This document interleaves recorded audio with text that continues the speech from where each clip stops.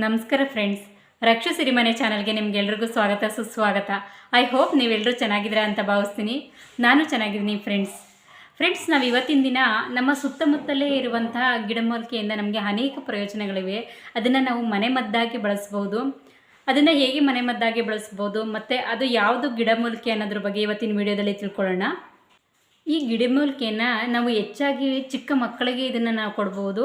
ಮಕ್ಕಳಿಗೆ ಜ್ವರ ಬಂದಾಗ, ಶೀತ ನೆಗಡಿ ಕೆಮ್ಮು ಆದಾಗ ನಾವು ಇದನ್ನು ಬಳಸೋದ್ರಿಂದ ಬೇಗ ಮಕ್ಕಳಲ್ಲಿ ಅದು ಜ್ವರ ಕಡಿಮೆ ಆಗುತ್ತೆ ಮತ್ತು ಶೀತ ಕಡಿಮೆ ಆಗುತ್ತೆ. ಮತ್ತು ಜೀರ್ಣಕ್ರಿಯೆಗೂ ಕೂಡ ಇದು ಹೆಚ್ಚು ಉಪಯೋಗ ಆಗುತ್ತೆ. ಇದನ್ನು ಹೇಗೆ ಬಳಸಬೇಕು, ಇದು ಯಾವ ಗಿಡ, ಇದ್ರ ಬಗ್ಗೆ ಎಲ್ಲ ಕಂಪ್ಲೀಟಾಗಿ ಇನ್ಫಾರ್ಮೇಷನ್ ಈ ವಿಡಿಯೋದಲ್ಲಿ ಕೊಡ್ತೀನಿ. ವಿಡಿಯೋನ ಯಾರು ಸ್ಕಿಪ್ ಮಾಡಬೇಡಿ, ಕಂಪ್ಲೀಟಾಗಿ ನೋಡಿ. ಮತ್ತು ಫ್ರೆಂಡ್ಸ್, ಇನ್ನು ಯಾರೆಲ್ಲ ನನ್ನ ಚಾನಲ್ನ ಸಬ್ಸ್ಕ್ರೈಬ್ ಮಾಡದೆ ನೋಡ್ತಾ ಇದ್ದೀರಾ, ಪ್ಲೀಸ್ ಚಾನಲ್ನ ಸಬ್ಸ್ಕ್ರೈಬ್ ಮಾಡಿ ನೋಡಿ. ಹಾಗೆ ಪಕ್ಕದಲ್ಲಿ ಕಾಣೋ ಬೆಲ್ ಬಟನ್ನ ಪ್ರೆಸ್ ಮಾಡಿ. ಇದರಿಂದಾಗಿ ನಾನು ಹೊಸ ವೀಡಿಯೋಸ್ ಹಾಕ್ದಾಗ ನಿಮಗೆ ನೋಟಿಫಿಕೇಷನ್ಸ್ ಬರುತ್ತೆ. ಯಾವ ವಿಡಿಯೋನೂ ಕೂಡ ಮಿಸ್ ಆಗಲ್ಲ ಫ್ರೆಂಡ್ಸ್. ಮತ್ತು ಈ ವಿಡಿಯೋ ಇಷ್ಟ ಆದರೆ ಲೈಕ್ ಮಾಡಿ ಮತ್ತು ನಿಮ್ಮ ಫ್ಯಾಮಿಲಿ ಫ್ರೆಂಡ್ಸ್ಗೂ ಕೂಡ ಶೇರ್ ಮಾಡಿ.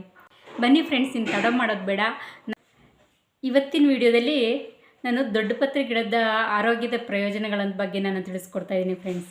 ಈ ಗಿಡ ನಮ್ಮ ಸುತ್ತಮುತ್ತಲೇ ಸುಲಭವಾಗಿ ಸಿಗುತ್ತೆ ಮತ್ತು ನಮ್ಮ ಹಿತ್ತಲುಗಳಲ್ಲಿ ಮತ್ತು ನಮ್ಮ ಪಾಟ್ಗಳಲ್ಲೂ ಕೂಡ ಈ ಗಿಡನ ನಾವು ಸುಲಭವಾಗಿ ಬೆಳೆಸ್ಕೋಬೋದು.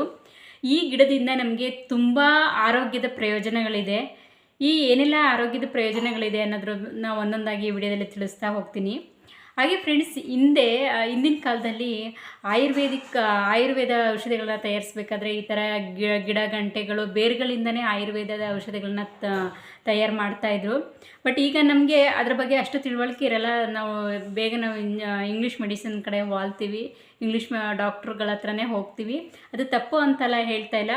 ಬಟ್ ನಮ್ಮ ಮನೆ ಹತ್ತಿರನೇ ಸಿಗುವಂಥ ಕೆಲವೊಂದು ಗಿಡಗಳಿಂದ ತುಂಬ ಆರೋಗ್ಯದ ಪ್ರಯೋಜನಗಳಿದೆ.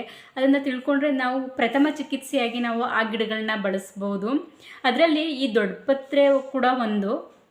ಈ ದೊಡ್ಡಪತ್ರೆ ಒಂದು ಮನೆಮದ್ದುಗಳಲ್ಲಿ ತುಂಬ ಪ್ರಮುಖವಾದ ಔಷಧಿ ಗುಣ ಹೊಂದಿರುವಂಥ ಒಂದು ಗಿಡಮೂಲಿಕೆ ಅಂದರೆ ತಪ್ಪಾಗಲ್ಲ. ಯಾವುದೇ ರಾಸಾಯನಿಕ ಇಲ್ಲದೆ ಸುಲಭವಾಗಿ ನೈಸರ್ಗಿಕವಾಗಿ ಬೆಳೆಯುವಂಥ ಇದೊಂದು ಗಿಡ ನಮ್ಮ ಆರೋಗ್ಯಕ್ಕೆ ಅನೇಕ ಪ್ರಯೋಜನಗಳನ್ನ ನೀಡುತ್ತೆ. ಈ ದೊಡ್ಡಪತ್ರೆಯಲ್ಲಿ ಹಲವಾರು ಪ್ರೋಟೀನ್ ಅಂಶಗಳಿವೆ. ಅದು ಯಾವುದೆಲ್ಲ ಅಂತ ನೋಡೋದಿದ್ರೆ, ವಿಟಮಿನ್ ಸಿ ತುಂಬ ಹೇರಳವಾಗಿದೆ. ಜೊತೆಗೆ ಫೈಬರ್ ಮತ್ತು ಕ್ಯಾಲ್ಶಿಯಂ ಅಂಶಗಳು ಕೂಡ ತುಂಬ ಹೆಚ್ಚಾಗಿ ಈ ದೊಡ್ಡಪತ್ರೆ ಗಿಡದಲ್ಲಿ ಸಿಗುತ್ತೆ ನಮಗೆ. ಫ್ರೆಂಡ್ಸ್, ಇನ್ನು ಈ ದೊಡ್ಡಪತ್ರೆಯಿಂದ ನಮ್ಮ ಆರೋಗ್ಯಕ್ಕೆ ಆಗುವಂಥ ಉಪಯೋಗಗಳನ್ನ ಒಂದೊಂದಾಗಿ ತಿಳ್ಕೊಳ್ತಾ ಹೋಗೋಣ. ಮೊದಲನೇದಾಗಿ ಫ್ರೆಂಡ್ಸ್, ನಾವು ಇದನ್ನು ಕಫ ಮತ್ತು ಶೀತಕ್ಕೆ ಮನೆಮದ್ದಾಗಿ ಬಳಸ್ಬೋದು. ಸಾಮಾನ್ಯವಾಗಿ ಏನಾಗುತ್ತೆ ಅಂದರೆ, ಹವಾಮಾನದಲ್ಲಿ ಬದಲಾವಣೆ ಆದಾಗ ಮತ್ತು ನಾವು ತಗೊಳ್ಳುವಂಥ ಆಹಾರದಲ್ಲಿ ಏನಾರು ವ್ಯತ್ಯಾಸ ಆದಾಗ ನಮಗೆ ಕಫ ತುಂಬ ಕಟ್ಕೊಳ್ಳುತ್ತೆ. ಈ ಕಫ ಜಾಸ್ತಿ ನಮ್ಮ ಶ್ವಾಸಕೋಶದಲ್ಲಿ ತುಂಬ ಕಫ ಕಟ್ಕೊಳ್ಳುತ್ತೆ. ಕಫ ಜಾಸ್ತಿ ಆದಾಗ ಶೀತ ಆಗುತ್ತೆ. ಕೆಲವೊಬ್ರಿಗಂತೂ ಶೀತ ಆದರೆ ಎಷ್ಟು ದಿನ ಆದರೂ ಹೋಗೋದೇ ಇಲ್ಲ.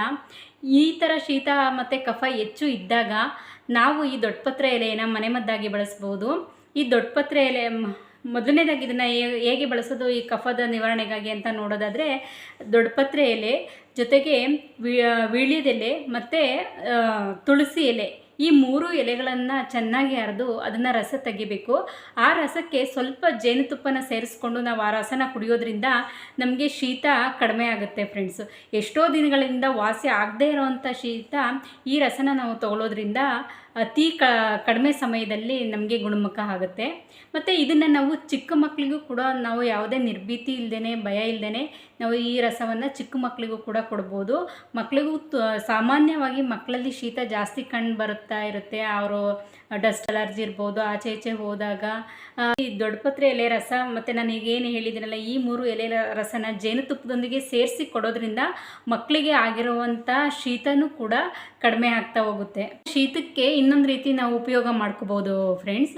ಈ ದೊಡ್ಡಪತ್ರೆ ಎಲೆನ ತಂದು ಅದನ್ನು ಸ್ವಲ್ಪ ಸುಟ್ಟು, ಅಂದರೆ ಹಂಚು ಮೇಲೆ ಅದರಲ್ಲಾದ್ರೂ ಸುಟ್ಕೊಬಿಟ್ಟು ಅದನ್ನು ಚೆನ್ನಾಗಿ ನಾವು ಅದರಿಂದ ರಸನ ತೆಗೆದು ಅದಕ್ಕೆ ಸ್ವಲ್ಪ ಬೆಲ್ಲನ ಸೇರಿಸ್ಕೊಂಡು ನಾವು ತಿಂದಾಗ ಕಟ್ಟಿದ ಮೂಗು ಶೀತ ಇನ್ನೂ ಬೇಗ ನಮಗೆ ಕ್ಲಿಯರ್ ಆಗುತ್ತೆ.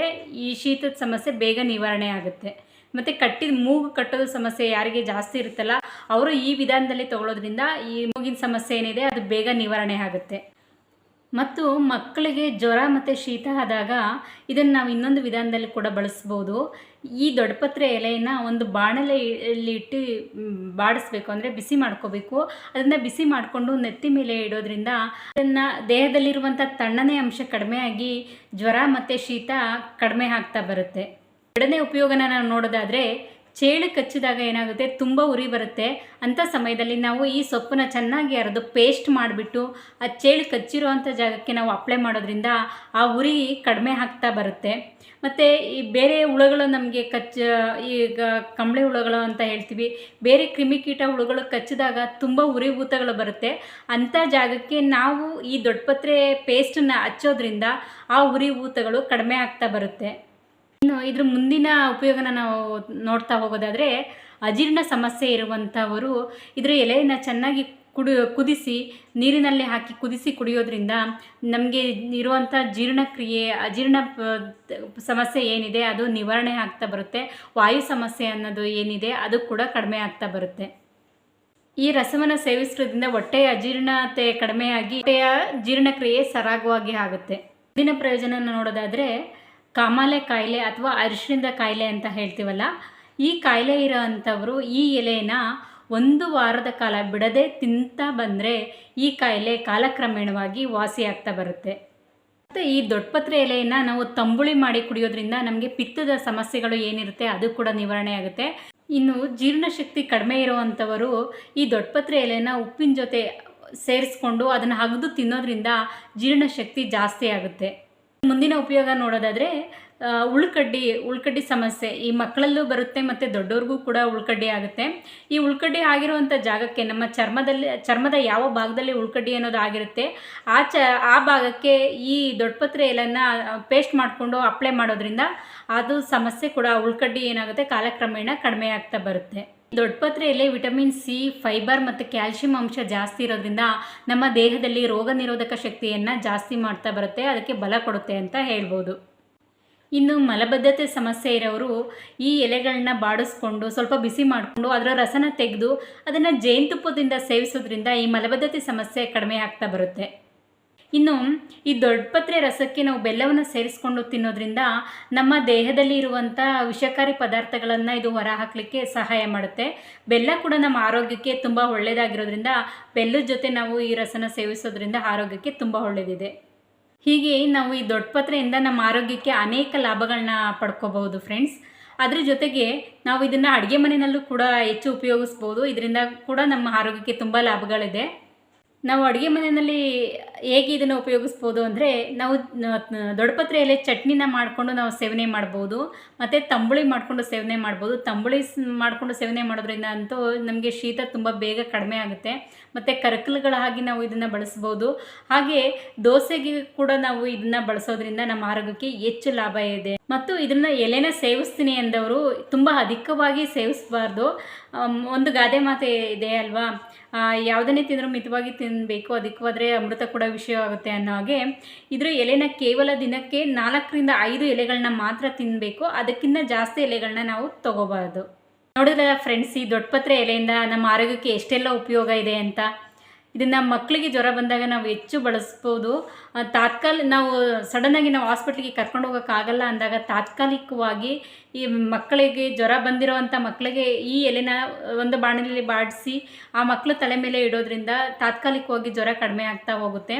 ಹೀಗೆ ಫ್ರೆಂಡ್ಸ್, ಈ ಎಲೆಯಿಂದ ಅನೇಕ ಆರೋಗ್ಯದ ಪ್ರಯೋಜನಗಳನ್ನು ನಾವು ಪಡ್ಕೋಬೋದು. ಇಂಥ ಉಪಯೋಗಕಾರಿ ಮನೆಮದ್ದೇನಾದರೂ ನಿಮ್ಮ ಸುತ್ತಮುತ್ತ ಇದ್ದರೆ ಅಥವಾ ನಮ್ಮ ಹಿತ್ತಲುಗಳಲ್ಲಿದ್ದರೆ, ನಿಮ್ಮ ಪಾಟಲ್ಲಿದ್ದರೆ ಜೋಪಾನ ಮಾಡಿಕೊಳ್ಳಿ. ಇದು ಆರೋಗ್ಯಕ್ಕೆ ತುಂಬ ಉಪಯೋಗಕಾರಿ ಇದೆ. ನೈಸರ್ಗಿಕವಾಗಿ ಸಿಗುವಂಥ ಮನೆಮದ್ದು ಬಗ್ಗೆ ಕೊಟ್ಟಿರುವಂಥ ಇನ್ಫಾರ್ಮೇಷನ್ ನಿಮಗೆ ಇಷ್ಟ ಆಗಿರುತ್ತೆ ಅಂತ ಅಂದ್ಕೊಳ್ತೀನಿ. ನೀವು ಏನಾದರೂ ಈ ದೊಡ್ಡಪತ್ರೆ ಗಿಡನ ಬಳಸಿದರೆ ಅದನ್ನ ನಿಮ್ಮ ಎಕ್ಸ್ಪೀರಿಯೆನ್ಸ್ನ ಕಮೆಂಟ್ ಬಾಕ್ಸ್ನಲ್ಲಿ ಹೇಳಿ. ಹೇಗೆ ಯೂಸ್ ಮಾಡಿದ್ದೀರಾ, ಇದು ಯಾವುದಕ್ಕೆಲ್ಲ ನೀವು ಯೂಸ್ ಮಾಡಿದ್ದೀರಾ ಅಂತ. ಮತ್ತು ಇಂಥದ್ದೇ ಇನ್ನೂ ಹೆಚ್ಚು ಮಾಹಿತಿಗಳನ್ನ ಕೊಡ್ತೀನಿ ಫ್ರೆಂಡ್ಸ್. ಈ ವಿಡಿಯೋ ಇಷ್ಟ ಆದರೆ ಲೈಕ್ ಮಾಡಿ, ಮತ್ತು ಚಾನಲ್ ಸಬ್ಸ್ಕ್ರೈಬ್ ಮಾಡದೆ ವಾಚ್ ಮಾಡ್ತಾಯಿದ್ರೆ ಪ್ಲೀಸ್ ಚಾನಲ್ನ ಸಬ್ಸ್ಕ್ರೈಬ್ ಮಾಡಿ, ಮತ್ತು ಪಕ್ಕದಲ್ಲಿ ಕಾಣೋ ಬೆಲ್ ಬಟನ್ನ ಪ್ರೆಸ್ ಮಾಡಿ. ಇದರಿಂದಾಗಿ ನಾನು ಹೊಸ ವೀಡಿಯೋಸ್ ಹಾಕ್ದಾಗ ನೋಟಿಫಿಕೇಷನ್ಸ್ ಬರುತ್ತೆ, ಯಾವ ವಿಡಿಯೋನೂ ಮಿಸ್ ಆಗಲ್ಲ ಫ್ರೆಂಡ್ಸ್.